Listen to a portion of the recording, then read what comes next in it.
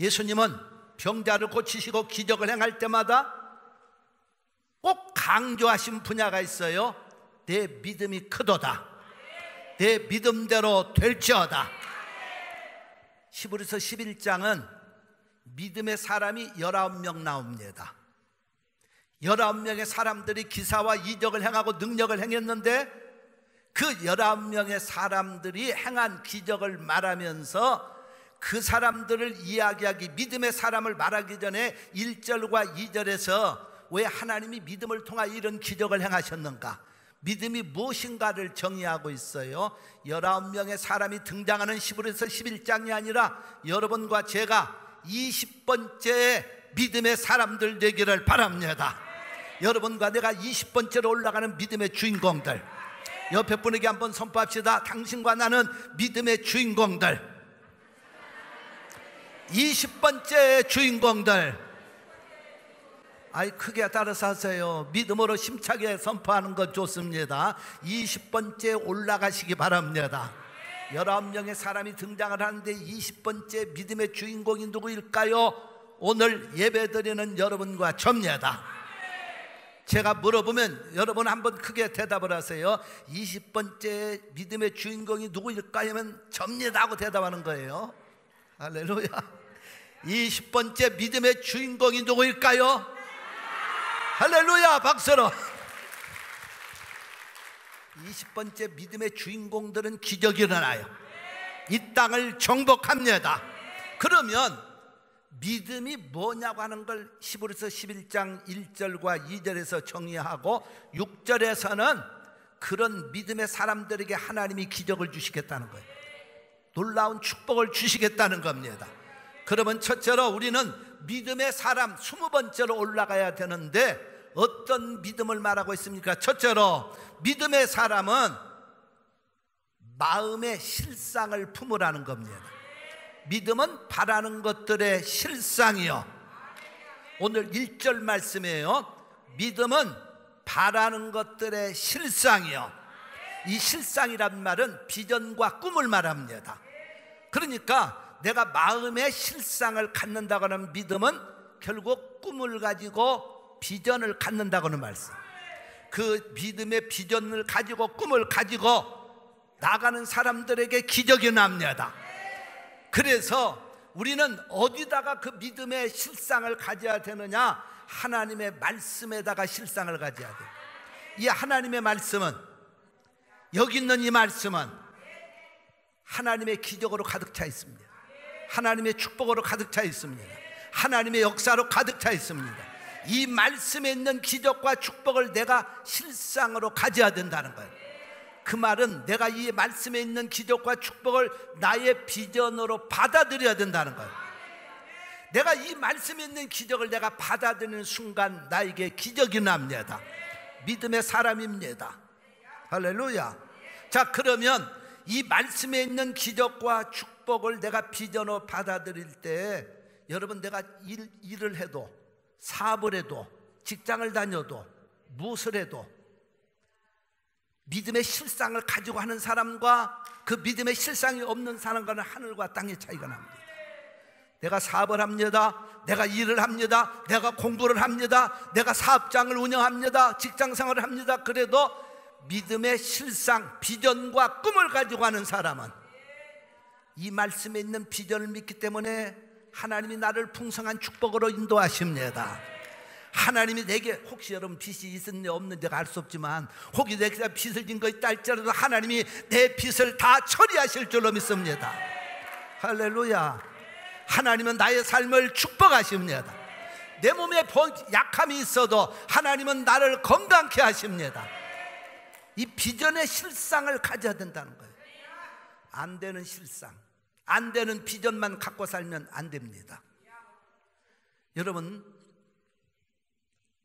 힐튼이라는 사람은 1920년대 이쪽 저쪽의 사람인데, 미국 힐튼, 콜라드 힐튼이라는 사람이 세계적인 힐튼 호텔의 체인점을 이룬 사람이에요. 그는 가난한 사람, 어머니가 행상장사를 했어요. 그래서 그 어머니의 행상장사를 따라다니면서 실튼이 많은 어려움을 겪는 중에 뭘 어려움을 겪느냐? 잠잘 곳이 없었다는 것.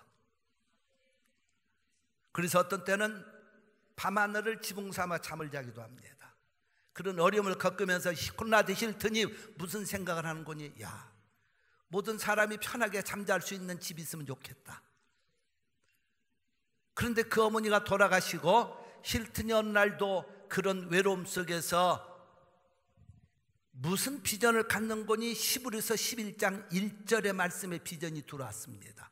어머니가 들려주신 말씀, 믿음은 바라는 것들의 실상이요 보지 못하는 것들의 증거다. 그래서 이 힐튼이요 가난하고 어려웠지만은 앞으로 내가 모든 사람을 위해 좋은 이런 잠자리를 마련할 처소를 마련하겠다는 비전을 갖기 시작하자 하나님의 말씀에 그 비전이 돌아왔고 그는 기도하면서 1924년도 최초로 달라스에 힐튼 호텔을 세우는 겁니다. 그게 오늘날 세계적인 체인점이 되는 거예요. 한 사람의 꿈, 한 사람의 비전, 그건 역사를 바꿔놓습니다. 여러분과 제가 꿈을 갖는 순간 하나님의 역사가 시작됩니다. 할렐루야. 내가 꿈을 잃어버리는 순간 그 순간 모든 것이 무너져 버리고 맙니다. 여러분, 우리 미국에 몇 개 주가 있습니까? 50개 주. 지금 시민권 시험 보잖아요. 50개 주가 있어. 근데 제일 큰 주가 어느 주인 거니? 알래스카 주. 그럼 텍사스 주는 몇 번째로 클까요? 어이구, 자부심을 가지세요. 텍사스가 미국의 주 중에 50개 중에 두 번째로 제일 커요. 텍사스 사는 사람들은 그래서 믿음도 커야 돼. 한번 옆에 분하고 한번 텍사스에 사는 긍지 가지고 삽시다 하고 한번 옆에 분 인사하세요. 텍사스에 사는 긍지를 가지고 삽시다. 비전이 없는 사람은 아이, 맨 텍사스이 더운 데 살까? 여러분, 텍사스처럼 좋은 곳이 없어. 아멘 않는 사람들은 불평이 많은 사람들이야. 텍사스처럼 좋은 곳이 없어요. 미국의 두 번째로 큰 주. 믿습니까? 제가 텍사스 얘기를 하는 게 아니고 알래스카 주는 원래 미국 땅이 아니었어요. 1867년도 미국이 러시아로부터 720만 불을 주고 사기 때문에 50개 주로 편입된 거예요. 여러분, 그런데 그때 720만 불, 1867년도 720만 불을 주고 알래스카를 사올 때 쉽게 사온 게 아니었어요. 그 땅을 살려고 하니까 의회에서 반대했습니다.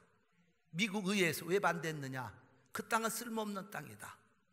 1년에 8달 동안 통토의 땅이었어요. 빙하만 5,000개가 넘는다고 합니다. 쓸모없는 땅. 근데 이 땅의 소유주는 원래 제정 러시아 쪽에서 가지고 있었다가 가만히 보니까 이 땅에 별로 쓸모가 없어. 1년 중에서 8달이 그냥 겨울이고 빙하가 많고 그러니까 제정 러시아 때 말이죠, 그걸 720만 불에 미국에다가 사라고 제의를 냈어. 쓸모없는 땅이라고. 쓸모없는 땅이라고 생각하는 순간 팔아먹는 거예요. 720만 불에 팔아먹으니까 미국에서 그걸 산 게 아니고 의회에서 그 땅은 쓸모가 없으니까 안 산다고 그랬어요. 그런데 그때 그 일을 추진한 한 사람, 비전의 사람이 있었어요. 그게 누구니? 국무장관 윌리엄 스워드라는 사람이었어요. 윌리엄 스워드는 간 사람은 본 겁니다. 비전을 가졌습니다.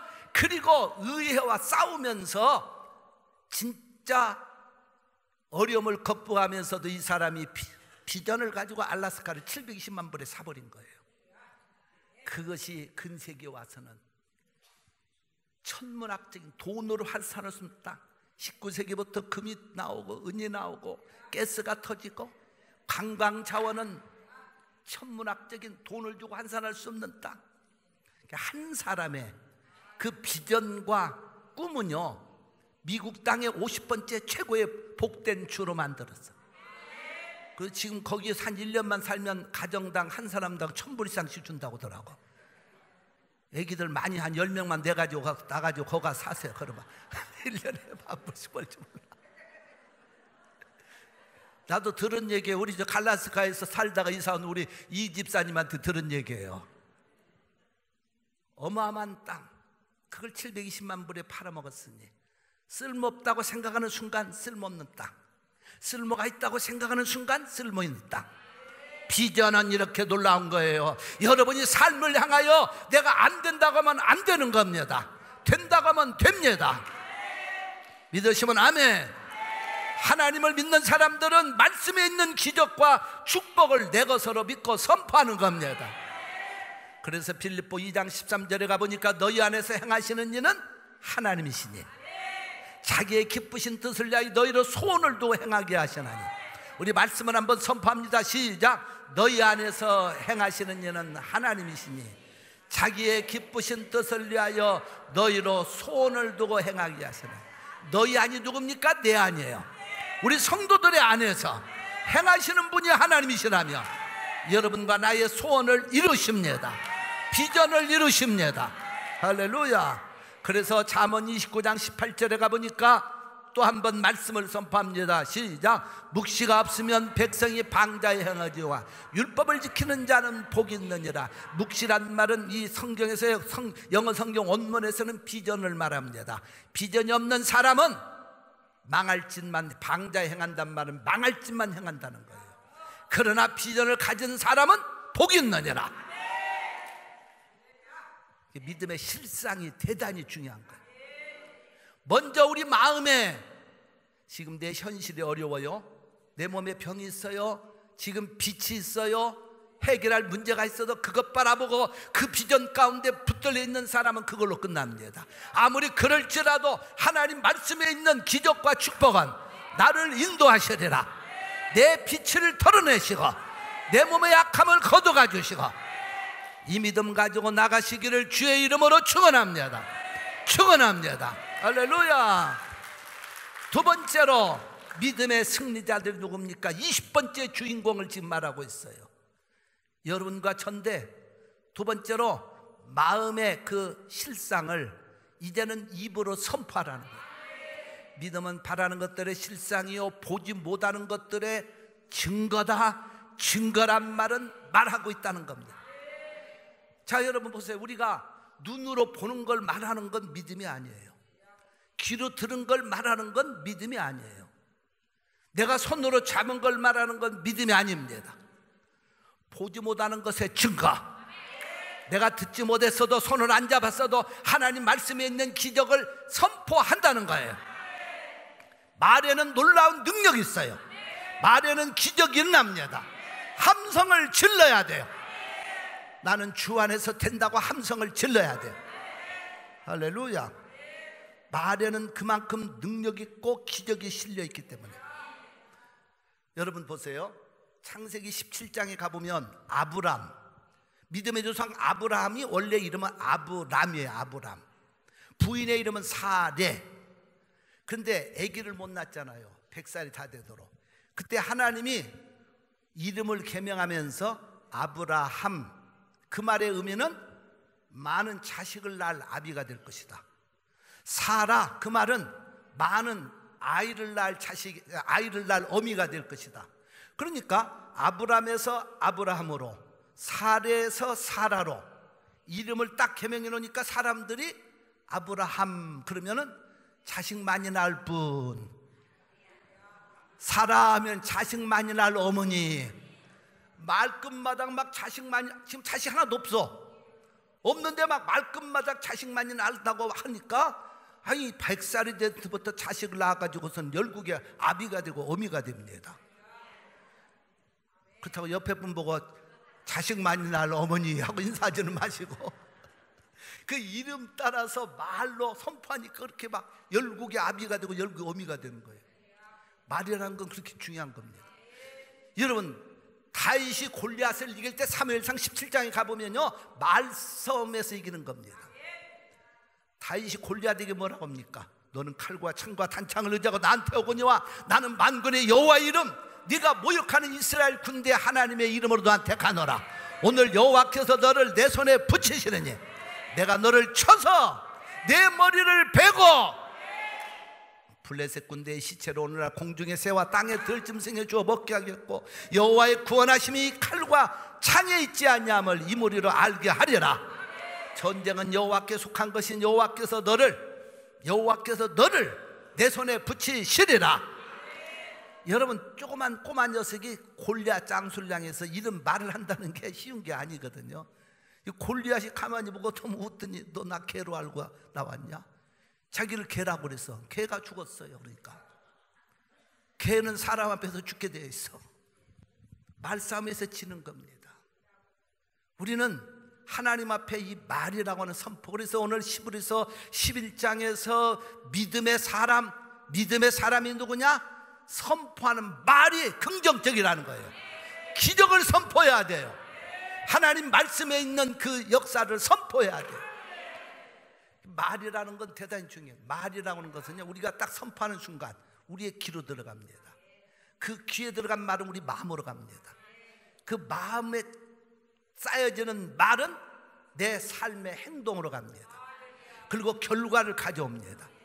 그러니까 우리는 영적인 좋은 습관을 잘 들여야 돼요. 말의 습관 잘 들여야 됩니다.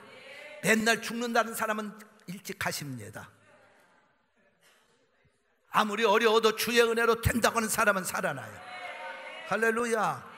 그러니까 이 말의 습관 대단히 중요한 거예요. 그래서 믿음은 바라는 것에 마음에 품은 비전이지만 그 비전을 입으로 내보내라는 겁니다. 입으로 내보내는 사람이 승리하는 거예요.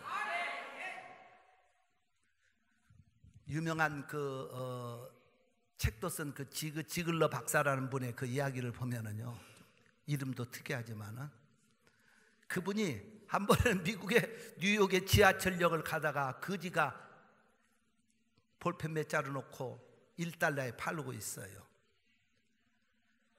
역시 그분도 또 지나갑니다. 그랬더니 지글러 박사에게 선생님 이거 $1에 사주세요. 누가 거지한테 $1를 주문 주고 가지 그걸 받아갑니까? 저부터라도 안 받아가. 그래서 돈을 $1 주었습니다. 그리고 몇 발자국을 가다가 다시 돌아왔습니다. 그리고 지글러 박사에게 선생님 내가 $1 주었으니까 당신이 $1에 분명히 이 볼펜이 한 자루라 했으니까 나한테 주셔야죠. 거지가 깜짝 놀랐어. 다들 $1 주고 그냥 가는데 이 양반은 와가지고 $1 줬으니까 돈을 다 달라는 거야. $1 할 말 없으니까 거지가 그걸 주었습니다. 그 순간 딱 지글러 박사가 당신은 사람들한테 $1를 거저받으면 거지입니다. $1를 받고 이 볼펜을 주었으면 당신은 사업가입니다. 생각 차이예요. 사업가입니다. 그 순간 이 사람이 마인을 바꾸는 거예요. 그리고 그는 자기가 거지가 아니라고 하는 자화상을 갖습니다. 그리고 그때부터 그는 열심히 노력해가지고 사업가로 변신합니다. 그리고 그 지글러 박사를 찾아와서 한 얘기예요. 선생님의 말 한마디는 내 인생을 바꿔놨습니다. $1로 거지 노릇하던 내가 아니라 사업가라고는 그 말에 그래 나는 볼펜 한 자를 팔아도 사업가야. 믿습니까? 우리의 생각과 구조를 바꿔놓는 이 영적 자화상 대단히 중요한 거예요. 여러분, 하나님은 여러분과 나를 사랑하신다고 하는 거예요. 나는 하나님의 사랑받는 자녀, 나는 하나님의 축복을 받는 자녀. 히브리서 6장 14절에 가보니까 하나님이 가라사대 내가 반드시 너를 복주고 복주며 번성케 하고 번성케 하리라. 믿으시면 아멘. 여러분 그렇게 고백하시기 바랍니다. 한번 가슴에 오른손을 고백합시다. 하나님은 나를 반드시 복주고 복주며 번성케 하고 번성케 하리라. 그렇게 믿으시면 아멘. 여러분과 나는 하나님의 사랑받는 행복한 자녀. 신명기 39장 29절에 가보니까 이스라엘이여 너는 행복자로다. 하나님 우리를 행복자라고 해서 우리는 행복자예요. 그렇죠? 가슴에 오른손을 꽂고 고백하면 나는 하나님의 사랑받는 행복자입니다. 자, 그렇게 고백했으면 옆에 분을 향해서 행복자로, 집사님은 하나님의 사랑을 받는, 당신은 하나님의 사랑을 받는 행복자이십니다. 선포하시기 바랍니다.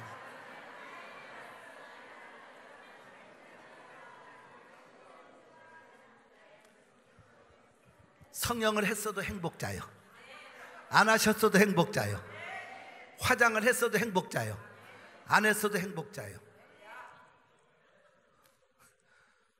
교회 올 때 화장하고 안 왔던 그거 상관없어, 행복자요. 여자들 뭐 그런 얘기도 있잖아요.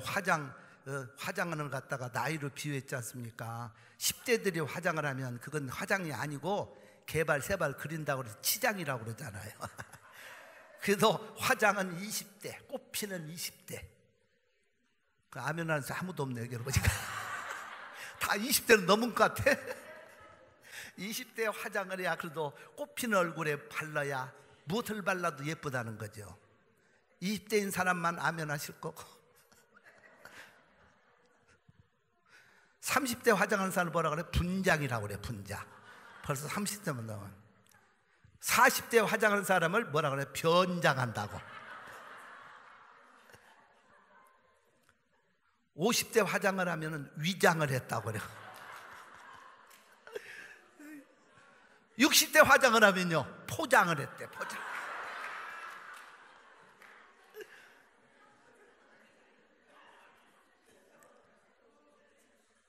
칠십 대 화장을 하면 환장했다고 그래.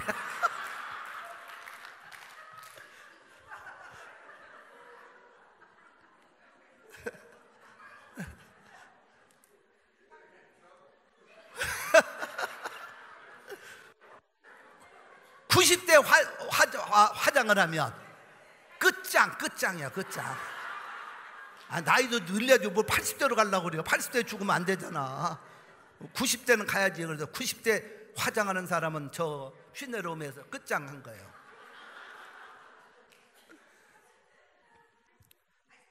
팔십 대는 스킵했다니까 왜 자꾸 80대 따지고 있어? 왜 자꾸 80대를 따져? 80대에 끝장을 하면 그 사람 갔는데 한 10년 더 늘려가지고 90대에 끝장을 해.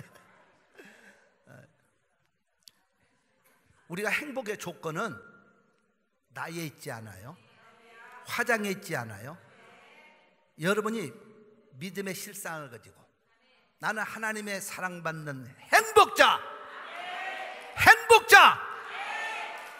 우리가 어떻게 선포하느냐가 중요한 거예요. 자꾸 자기는 나는 불행해, 나는 불행해. 그 사람 불행한 사람이에요. 여러분, 우리 성도들은 불행한 자가 아닙니다. 다 행복한 자.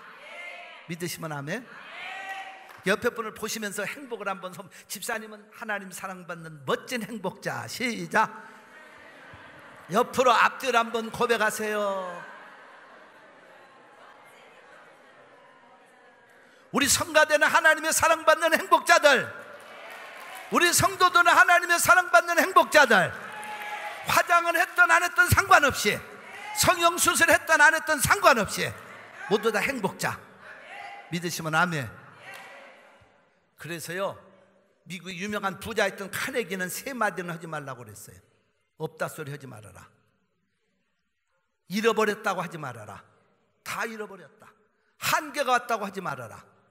여러분, 벌써 그 사람은 인생의 실패자라는 거예요. 우리는 모든 걸 가진 자예요. 하나님이 모든 걸 주셨어요. 가슴 펴고 삽시다. 선포하며 삽시다. 그럴 때 결론은 6절에서 말을 주님이 하시고 있는 거예요. 믿음이 없이는. 그래서 1절과 2절에서는 믿음의 정의를 딱 내린 다음에 6절에서는 뭐라고 합니까? 믿음이 없이는. 그러니까 1절과 2절의 말씀을 지금 여기서 강조를 해 주셨어요.